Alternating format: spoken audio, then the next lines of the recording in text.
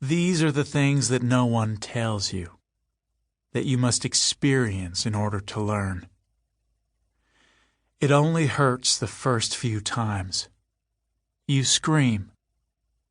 You scream and you scream and you scream until your throat is raw and your eyes swollen, and you taste a curious substance in the back of your throat that is like bile and vomit and tears all rolled into one. You cry for your mother. You beg for God. You don't understand what is happening. You can't believe it is happening. And yet, it is happening. And so, bit by bit, you fall silent. Terror doesn't last forever. It can't. It takes too much energy to sustain. And in truth, terror occurs when you are confronted with the unknown. But once it has happened enough, you have been systematically violated, beaten, cowed. It's not unknown, is it? The same act that once shocked you, hurt you, shamed you with its perversity, becomes the norm. This is your day now. This is the life you lead. This is who you have become. A specimen in the collection. Chapter 2. Spiders are always on the lookout for prey, but predators are also on the lookout for spiders. Clever disguises and quick getaways help keep spiders out of trouble.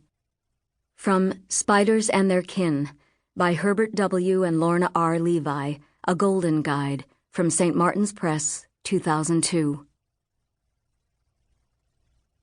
We got a problem. No kidding. Widespread production of methamphetamines, a middle class that keeps falling further and further behind, not to mention all the ruckus over global warming. No. A real problem. Kimberly sighed. They'd been working this crime scene for 3 days now, long enough that she no longer noticed the smell of burning jet fuel and charcoaled bodies. She was cold, dehydrated, and had a stitch in her side. It would take a lot, in her opinion, to qualify as a real problem at this point. She finished up the last swig of bottled water, then turned away from the tent city that currently comprised Command Central and faced her teammate. All right, Harold, what's the problem?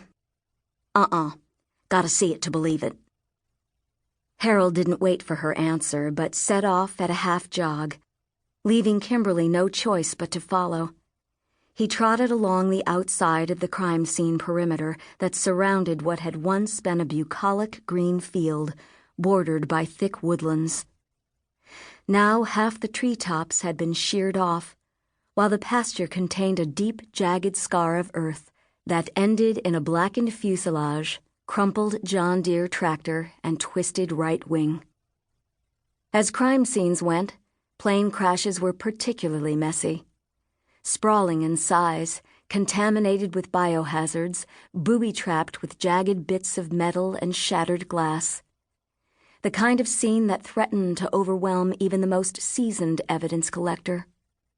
Mid-afternoon of Day 3, Kimberly's team had finally passed the holy crap where to begin stage and was now cruising into the job well done, be home tomorrow night for dinner phase of the documenting process. Everyone was popping less Advil, enjoying longer lunch breaks. None of which explained why Harold was currently leading Kimberly away from Command Central, the hum of the generator, the bustle of dozens of investigators simultaneously working a scene.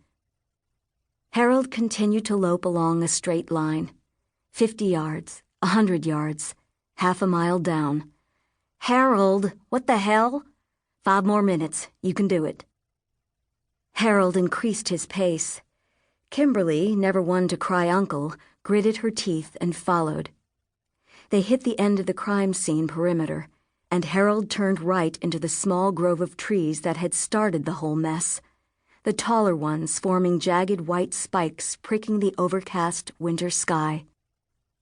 "Better be good, Harold." "Yep." "If this is to show me some kind of rare moss or endangered grass species, I will kill you." "I don't doubt it." Harold dashed and ducked around shattered trees, bobbed and weaved through the thick underbrush. When he finally stopped, Kimberly nearly ran into his back. "Look up," Harold ordered. Kimberly looked up. "Ah, shit. We have a problem."